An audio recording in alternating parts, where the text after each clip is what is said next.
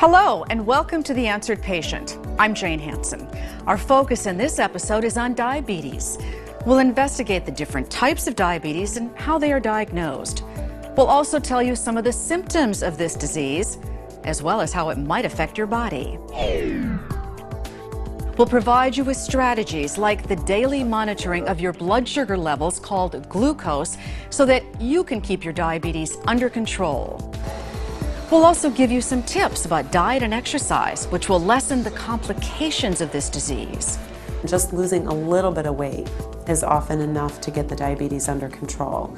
Even if you don't have diabetes yet but think you might be at risk for this disease, these tips might also help in preventing the development of some types of diabetes. But first, here's something you need to know. Despite the best efforts of researchers and doctors all over the world, there is currently no known cure for diabetes. But as we'll illustrate, the care and treatment of diabetes has dramatically improved in recent years, making it a disease you can learn to live with. So what exactly is diabetes? Diabetes is a metabolic disorder of the pancreas, a small gland located below and just behind the stomach. The pancreas produces a hormone called insulin, which helps deliver glucose into every cell of the body. The symptoms of this disease can be serious: dehydration, which might cause extreme thirst, unexplained weight loss, changes in vision, and extreme fatigue. Left untreated, diabetes can lead to a host of devastating complications to almost every cell and organ in the body.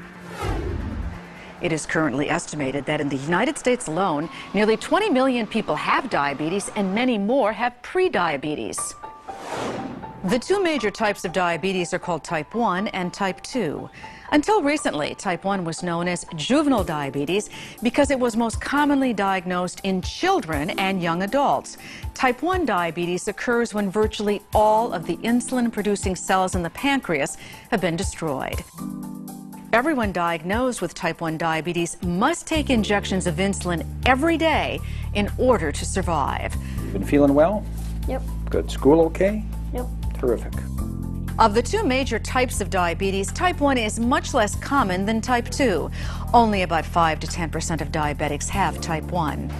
Type 2 diabetes is much more prevalent. 90 to 95% of all diabetics have type 2 diabetes.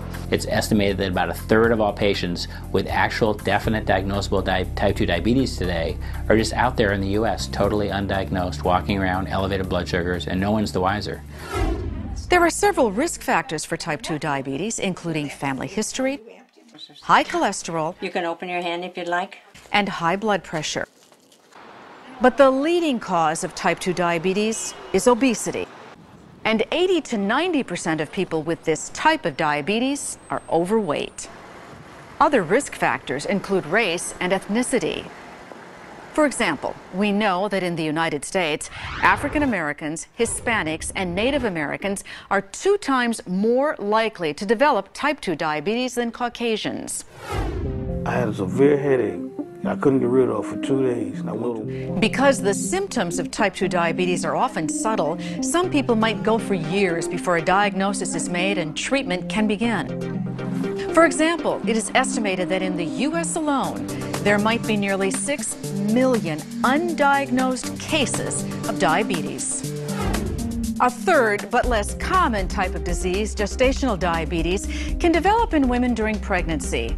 The good news is that in most cases, gestational diabetes ends after the mother gives birth. Type 1 and type 2 diabetes have similar complications.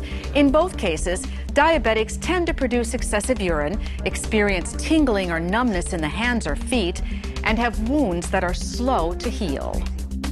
If not properly managed, over time, diabetes can lead to high blood pressure, heart attacks, strokes, kidney disease, blindness, infections, and limb amputations. Diabetes is a serious and frightening condition, but the good news is that it can be effectively managed with oral drugs and insulin therapy, proper diet, exercise, and other good health habits. In the other chapters of this episode, you will find out more about how diabetes is diagnosed, get some science on what it does to your body, and learn strategies you can use to control your type 1 or type 2 diabetes. It's been okay. In our personal stories chapter, you'll meet healthcare providers and patients who deal with this disease every day. Finally, if you would like to be kept up to date on diabetes, you can subscribe to this series on healthanswerstv.com.